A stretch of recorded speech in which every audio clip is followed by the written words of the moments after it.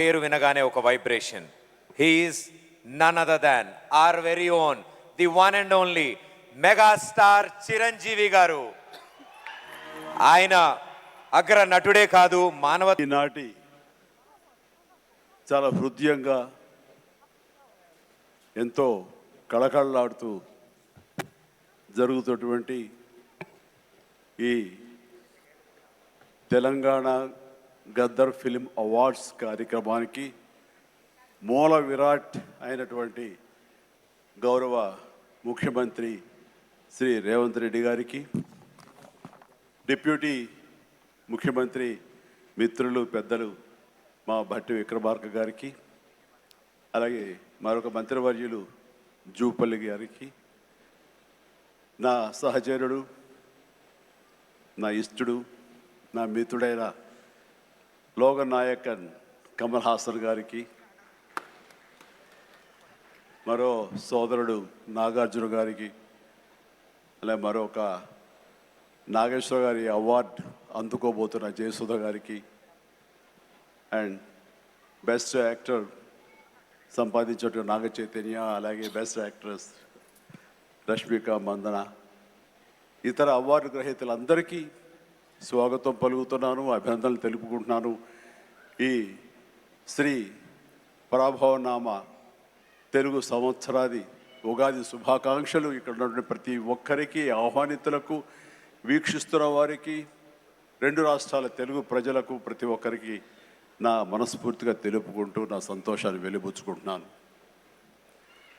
ఎక్కడైతే కళాకారులు గౌరవించబడతారో అక్కడ రాష్ట్రం, దేశం, ఆ రాజ్యం సుభిక్షగా ఉంటుందన్నది నానుడి. దాన్ని సరిగ్గా అర్థం చేసుకుని ఒక సమయంలో కుంటిబడి ఉన్న, లేకపోతే నెగ్లెక్ట్ కాబడినటువంటి ఇదే ఫిలిం అవార్డ్స్ని ఆ యొక్క నానుడి అర్థం పరమార్థం గ్రహించి గౌరవ ముఖ్యమంత్రి గారు మళ్ళీ పునరుద్ధరించి కళాకారులు గౌరవించుకోవాలి, సినిమా యొక్క ప్రభావం ఎంత ఉంటుంది, దాని ప్రతాపం ఎంత ఉంటుంది, ఎంత ఇంపాక్ట్ ఇస్తుంది అనేది తెలుసుకుని ఎంతమందికి ఉద్యోగ అవకాశాలు ఇస్తాయి, ఎంతమందికి ఉపాధి కల్పిస్తుందనే దాని యొక్క ఆంతర్యం గ్రహించి మళ్ళీ దానికి పునర్జీవనం పోసి ఇదిగో ఈ రోజు ఇంత బాగా సజావుగా సాగడానికి, ఇంత హృదయంగా సాగడానికి, ఇంత అద్భుతంగా సాగడానికి కారణమైన వారికి ప్రత్యేకించిన మనస్ఫూర్తిగా ధన్యవాదాలు సభాముఖంగా తెలియజేసుకుంటున్నాను. సార్, మనం కలిసిన ప్రతిసారి మీరు సినిమా గురించి, సినిమా అభివృద్ధి గురించి, సినిమాని ఎలా ముందుకు తీసుకువెళ్ళాలంటూ, ఈ హైదరాబాద్ అనేది నైసర్గిక స్వరూపంగా ఇది అన్ని దేశం మొత్తంకి మధ్యలో ఉంటుంది, అన్ని రకాల అట్మాస్ఫియర్స్ ఉన్నాయి, అన్ని రకాల అంబియన్స్ ఉన్నాయి, అన్ని రకాల ఇన్ఫ్రాస్ట్రక్చర్ ఉంది as for cinema is concern. కాబట్టి ఇక్కడ ఒక తెలుగు సినిమా కాదు, లేదా దక్షిణ భారత సినిమా కాదు, భారతదేశ సినిమా అని ఇక్కడ కేంద్రంగా ఉంచడం, భవిష్యత్తులో ప్రపంచ దేశ సినిమాలను కూడా ఇక్కడ ఆహ్వానించేలాగా మనం అన్ని అభివృద్ధి చేయాలి, దానికి అవసరట్లుగా మేమందరం సమాయుత్తం అయ్యామంటూ దానికి ప్రత్యేకించి ఈ కార్యక్రమాన్ని, ఈ యొక్క దీన్ని బృహత్ కార్యాన్ని భట్టి గారికి అప్పచెప్పారు.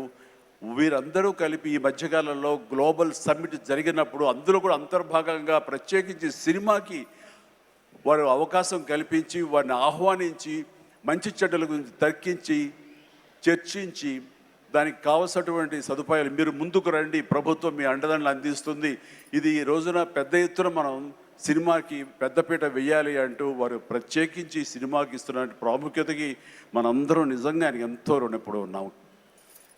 ఎందుకంటే దీని యొక్క ఆంతర్యం, దీని యొక్క విలువ గ్రహించారు కాబట్టి కేంద్ర ప్రభుత్వం కూడా వేవ్స్ అని మన సాఫ్ట్ పవర్ని ప్రపంచ దేశాలకి తెలియచెప్పాలంటూ మన కల్చర్ కానివ్వండి, మన హెరిటేజ్ కానివ్వండి, మన సినిమా కానివ్వండి, మన క్రీడ కానివ్వండి, మన గ్రామీణకు సంబంధించినటువంటి ఆ వాతావరణం కానివ్వండి, మన ఆహారపు అలవాట్లు కానివ్వండి, ఇవన్నీ కూడా ప్రపంచ దేశాలకి తెలియజేస్తే కనుక దాని ఇంపాక్ట్ అంతా ఇంత ఉండదు. వాళ్ళని ఆకర్షించుకోగలిగితే కనుక ఆ రిజల్ట్ వేరు.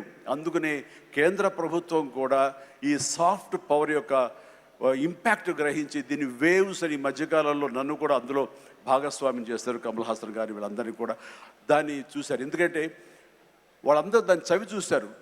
కే పాప్ అని ఒక కొరియాకు సంబంధించి, దక్షిణ కొరియాకు సంబంధించినటువంటి ఒక కే పాప్ కానీ, కే సినిమా కానీ, అలాగే జపాన్కి సంబంధించిన యానిమే కానీ, ఇవన్నీ కూడా వాళ్ళ యొక్క కంట్రీ ఎకానమీని ఇంపాక్ట్ చేసి దానికి ఎంతో తోడ్పాటు అందించింది, వాళ్ళ జీడిపి పెరిగింది. కాబట్టి ఇది చాలా తేలిగ్గా సినిమా కదా ఏముందిలే ఇందులో అనేలాగా తేలిగ్గా తీసుకోకుండా దీని యొక్క ప్రభావంతో మన రాష్ట్ర ఎకానమీ కూడా పెంచుకోవచ్చు. ఈ రోజున మన పేరు ప్రఖ్యాతులు కూడా తీసుకోవచ్చు. ఎక్కడైనా సరే ఇప్పుడు హాలీవుడ్ అంటే మనం ఒక అగ్రరాజ్యం గుర్తుకొస్తుంది. అలాగే ఇండియన్ సినిమా అంటే ఈ రోజున హైదరాబాద్, తెలంగాణ గుర్తుకు రావాలన్న ముఖ్య ఉద్దేశంతో మన ముఖ్యమంత్రిగా చేపట్టే బృహత్ కార్యక్రమానికి మనందరం చేదోడుగా ఉంటామని, ఇండస్ట్రీ మీ వైపు ఉంటుందని మనస్ఫూర్తిగా ఈ సందర్భంగా నేను తెలియజేస్తూ, మీరు ఎలాంటి ఆర్డర్స్ ఇచ్చినా సరే శిరసా వహిస్తూ ముందుకు తీసుకువెళ్తామని సందర్భంగా మీకు తెలియజేస్తాను సార్. ఇక్కడ సందర్భం అసందర్భం అని తెలియదు కానీ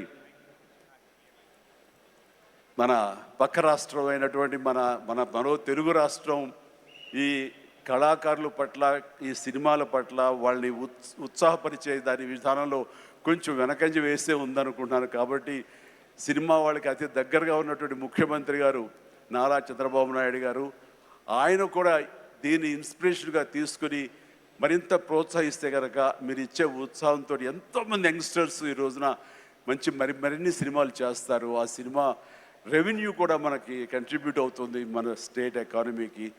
అది కూడా ఒక ఆలోచన పెట్టవలసిందిగా వినమ్రంగా ఈ వేదికని ఇచ్చే వారికి నేను విన్నవించుకుంటున్నాను.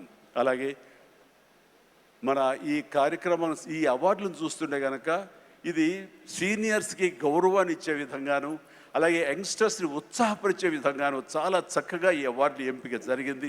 దాని కానీ ప్రత్యేకించి మన జ్యూరీ కమిటీకి కానీ, ఈ అవార్డుల కమిటీ సభ్యులకి ప్రతి ఒక్కరికి నా హృదయపూర్వక అభినందనలు తెలియజేస్తున్నాను. మరొకసారి ప్రతి ఒక్కరికి నా ధన్యవాదాలు తెలియజేసుకుంటూ ఉగాది శుభాకాంక్షలు తెలియజేస్తాను. ధన్యవాదాలు. Thank you so much sir. Thank you so much megastar Chiranjeevi garu, మీకు శుభాకాంక్షలు తెలియజెప్తూ ఉన్నాము. అలాగే thank you so much sir. Thank you. You are an inspiration, a true motivation. Thank you. Chiranjeevi గారిని కూర్చోవలసిందిగా రిక్వెస్ట్ చేస్తూ moving ahead to our next category.